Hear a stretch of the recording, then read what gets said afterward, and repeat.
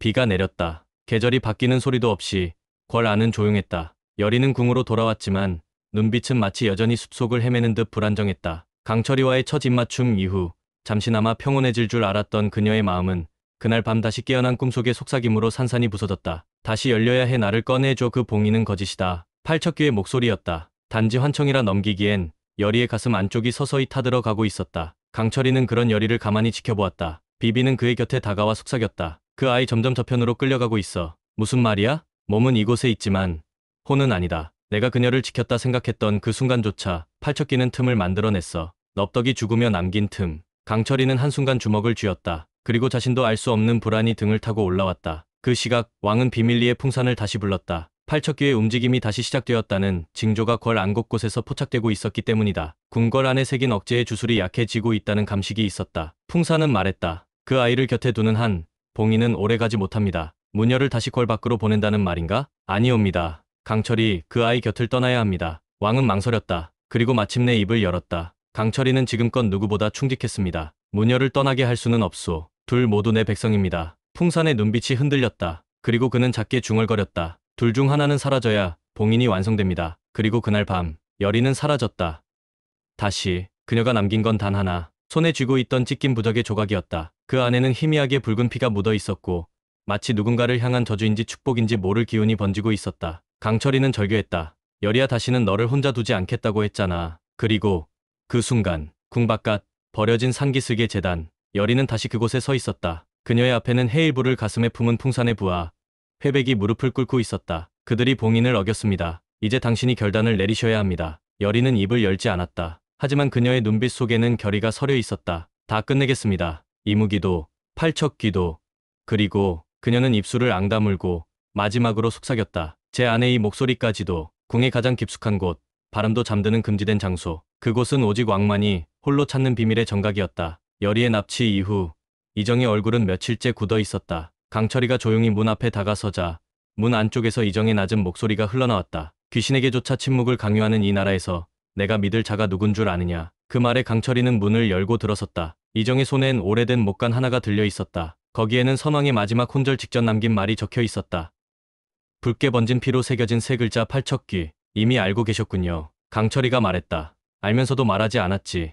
여리를 보호하기 위해서라 했다. 하지만 그건 내게도 해당되지 않는가. 난 그녀를 믿지 못했어. 그 아이를 내 옆에 두고 싶으면서도 끝끝내 숨겼다. 그러면서 어떻게 한나라의 군왕이라 할 수 있겠는가. 이정은 목간을 덮고 자리에서 일어섰다. 강철이를 바라보는 눈빛은 피곤과 후회로 가득 차 있었다. 넙덕은 나를 믿었지만 나는 그녀의 마지막 말을 외면했지. 그 대가로 받은 게 지금의 혼란이라면 난 감당해야겠지. 하지만 여리까지 이를 순 없어. 그 말에 강철이는 눈을 내리깔았다. 자신 역시 넙덕에게 진심을 전하지 못했고 여리에게도 너무 많은 것을 감추고 있었다. 지금 이 순간에도 여리는 과거의 그림자와 싸우고 있습니다. 왕의 명으로 금부도사를 풀어야 합니다. 여리의 납치, 그 배후엔 김봉인이 있습니다. 그 이름에 이정은 눈을 가늘게 떴다. 잠시 침묵을 삼키던 그가 입을 열었다. 김봉인은 내게 검을 바치던 충신이었지만 그의 충성심은 언제나 왕이 아닌 왕좌에 있었지. 강철이는 조용히 대답했다. 그는 이 나라를 원한으로 뒤덮고 있습니다. 여리는 그의 손에 떨어지면 무녀가 아니라 재물이 될 겁니다. 그 순간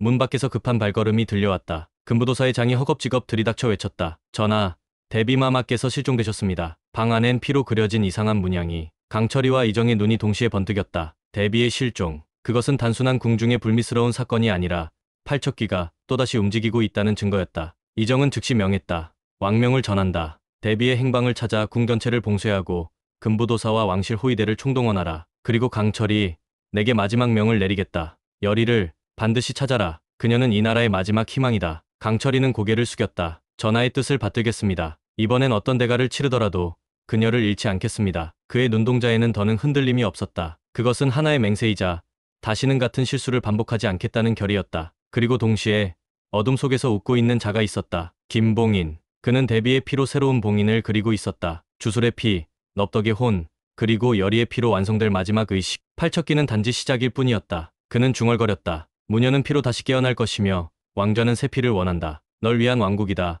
팔척귀와 기억의 숲을 빠져나온 강철이는 더 이상 미련 없이 움직였다. 여리를 향한 마음도 그녀를 해칠 수 있는 자신 안의 존재도 이제는 명확히 마주할 준비가 되어 있었다. 하지만 길은 쉽지 않았다. 여리가 남긴 흔적은 풍산의 계략 아래 뒤섞였고 그 틈을 타 새로운 그림자가 다가오고 있었다. 한밤 궁궐 뒤편에 허물어진 별당. 여리는 눈을 떴다. 두 손은 결박되어 있었고 주변은 기괴한 문양이 새겨진 벽과 주술진으로 뒤덮여 있었다. 앞에는 풍산의 수하였던 음지의 무녀 차홍이 서 있었다. 여리, 무녀의 피는 저주와 축복을 모두. 너는 지금 어느 쪽을 고를 작정이냐? 차홍의 목소리는 달콤했지만 그 속에는 독이 숨겨져 있었다. 여리는 고개를 들고 차홍을 노려보았다. 나는 누군가의 몸주도 도구도 아니야. 내 운명은 내가 선택해. 차홍은 피식 웃었다. 그럼 그 선택이 너를 죽일지언정. 넙덕도 그렇게 말하다 끝내 죽음을 맞았지. 팔척귀를 거역한 대가였어. 여리의 눈빛은 흔들렸지만 입술은 단단히 다물려 있었다. 그 순간 주술진 바깥에서 섬광이 일었다. 강철이었다.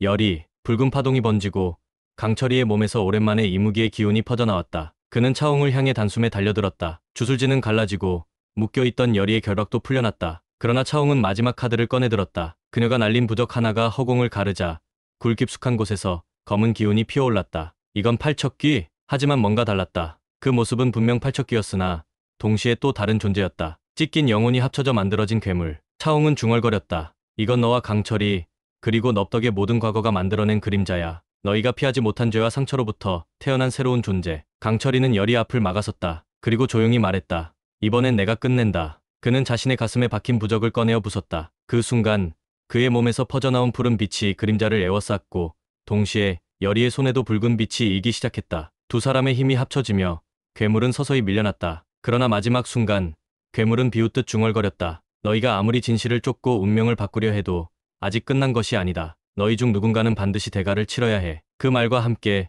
괴물은 안개처럼 사라졌다. 하지만 여리와 강철이는 안다. 이건 끝이 아닌 시작이라는 것을. 서로를 바라본 두 사람의 눈엔 확신과 두려움이 동시에 맺혀 있었다. 그리고 저 멀리 풍사는 어둠 속에서 새로운 계책을 세우고 있었다. 깊은 밤, 안개는 땅 위를 기어다니듯 퍼져 있었고 달빛마저 멀어져 버린 하늘 아래 숲은 그 자체로 거대한 미궁이었다. 강철이는 숨을 고르며 나뭇가지 사이로 미세하게 스며드는 은은한 기운을 따라 조심스레 걸음을 옮겼다. 바람은 멎었고 짐승도 새도 모든 소리가 사라진 채 오직 기억과 저주만이 존재하는 곳, 바로 기억의 숲이었다. 그를 이끈 건 다름 아닌 넙덕의 부적이었다. 손바닥 안에 꼭 쥔 부적은 미세하게 떨리고 있었고 부적이 떨릴수록 그의 심장도 더 세차게 뛰었다. 여리가 이곳 어딘가에 있다는 예감이 그의 걸음을 멈추지 않게 했다. 그러나 숲은 그를 반기지 않았다. 발을 내디딜 때마다 귓가에 파고드는 수많은 목소리, 과거의 망령들이 그를 시험하듯 속삭였다. 내가 그녀를 지키지 못했다. 너의 침묵이 넙덕을 죽게 했다. 그녀의 눈물은 내 죄에서 비롯된 것. 강철이는 눈을 질끈 감았다. 이 모든 것이 환상이라는 걸 알면서도 가슴을 핥히는 그 말들은 결코 허상이 아니었다. 죄책감은 현실보다도 더 선명했다. 그는 무릎을 꿇었다. 부적을 꼭 쥔 손이 바들바들 떨렸고 그 손끝에서 퍼진 열기가 숲의 기운과 충돌하듯 뒤엉켰다. 그때였다. 안개 속에서 누군가가 다가왔다. 발소리는 없었지만 존재는 분명했다. 강철이. 그 목소리는 낮고 다정했고 동시에 아프도록 그리운 것이었다. 그는 고개를 들었다. 거기엔 여리가 있었다. 그러나 그녀는 예전의 여리가 아니었다. 눈빛은 한층 깊어졌고 입가엔 결연한 각오가 서려 있었다. 마치 모든 걸 받아들였다는 듯한 무녀로서의 의무와 여인으로서의 사랑을 동시에 품은 표정. 왜 왔어요? 여기까지. 여리의 목소리는 떨렸다. 강철이는 숨을 고르며 입을 열었다. 너를 찾으러 왔어. 내가 어디에 있든 어떤 기억 속에 숨어 있든 나는 널 데려가려고 왔다. 여리는 고개를 저었다. 나는 돌아갈 수 없어요. 아니, 돌아가면 안 돼요. 이 숲은 제 운명이고 여기가 제 마지막이 될지도 몰라요. 무슨 소리야. 그런 말 하지 마. 이 모든 걸 혼자 짊어질 필요 없어. 넙덕 할머니도 팔척귀도 그 모든 저주도. 강철이 다가가려 하자 여리는 한 발짝 물러섰다. 당신을 보면 약해져요. 무녀는 약하면 안 돼요. 감정을 품으면 안 되고 사랑하면 더더욱 안 돼요. 그 말에 강철이는 멈춰섰다. 그동안 여리가 자신을 밀어냈던 이유가 무엇이었는지 지금에서야 정확히 알게 된 것이다. 하지만 나는 그는 한 발 앞으로 다가서며 말했다. 무녀 여리가 아니라 사람 여리를 사랑해. 내가 아무리 도망쳐도 그 사랑은 사라지지 않아. 그 순간 숲이 흔들렸다. 땅 밑에서부터 올라오는 검은 기운이 두 사람을 감싸기 시작했다. 그것은 팔척귀의 잔재. 저주받은 기억이 시체를 띠고 꿈틀거리며 다시금 여리에게 손을 뻗었다. 여리는 이를 악물었다. 두 손을 모아 기도를 시작했다. 부적의 힘, 넙덕의 기도, 그리고 자신의 피, 모든 것을 걸고 봉인을 완성해야 할 순간이었다. 그러나 팔척귀의 그림자는 여전히 강했다. 여리가 흔들리자 저주는 더욱 기세를 올렸다. 강철이는 주저하지 않았다. 그녀 앞에 나섰다. 이번엔 내가 널 지킬 차례야. 그가 부적을 들고 마력을 담은 숨을 내쉴 때 하늘에서 빛이 떨어졌다. 그것은 넙덕의 영이 남긴 마지막 힘. 그 빛은 여리의 기도와 어우러져 검은 안개를 밀어내고 숲을 환하게 밝혔다. 잠시 후 모든 것이 멈췄다. 숲엔 다시 정적이 흘렀고 저주는 거짓말처럼 사라졌다. 여리는 천천히 무너졌다. 강철이는 그녀를 부드럽게 안아 올렸다. 나는 결국 또 당신에게 기대네요. 기대도 돼. 내가 견딘 고통은 혼자 짊어지기엔 너무 컸어. 그들은 서로의 온기를 느끼며 천천히 기억의 숲을 걸어나왔다. 그리고 그 뒤에서 오래된 나무에 기댄 듯 서 있는 넙덕의 그림자가 미소 지었다. 이제야 제대로 된 무녀와 그 그릇이 만났구나. 기억의 숲을 빠져나온 강철이와 여리는 말없이 천천히 걸었다. 발밑을 덮은 낙엽은 그들의 발소리에 따라 바스락거렸고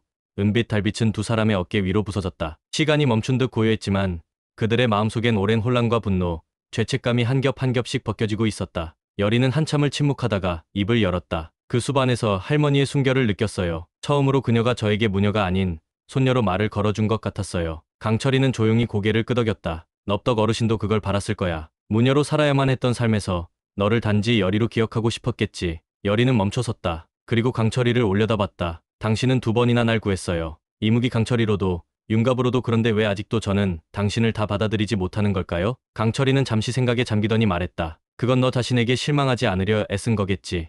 나를 받아들이는 순간 널 괴롭힌 오해들이 모두 의미 없어질까봐, 널 지탱해온 분노가 사라질까봐 무서운 거야. 여리는 고개를 숙였다. 맞는 말이었다. 맞아요. 분노는 무서웠지만 그게 없으면 텅 비어버릴 것 같았어요. 그런데 이제야 깨달았어요. 진짜 빈 건 그 분노에 묻어버렸던 제 마음이었어요. 잠시 후 두 사람은 궁의 뒤편 담을 돌아 조용히 돌아왔다. 그러나 그들을 기다리고 있던 건 정막이 아닌 위기였다. 왕 이정은 침전 앞 마루에 서 있었다. 손엔 풍산이 남긴 조각 부적이 들려 있었다. 그건 분명히 경고였다. 이건 저들이 아직 끝나지 않았다는 뜻이군. 곁에 서 있던 비비는 입술을 꾹 다물었다가 낮게 말했다. 풍산이 여리를 납치하려 했던 건 여전히 팔척귀가 완전히 봉인되지 않았다는 증거예요. 우리가 기억의 숲에서 끌어낸 건 단지 첫 번째 열쇠일 뿐이에요. 그럼 두 번째는? 그 질문에 비비는 망설이다가 입을 열었다. 강철이가 사라져야 합니다. 왕은 눈을 찌푸렸다. 사라진다니? 팔척귀는 강철이 몸에 남아있는 잔여한 이무기의 힘, 그리고 여리의 피에 반응합니다. 둘 중 하나를 잃으면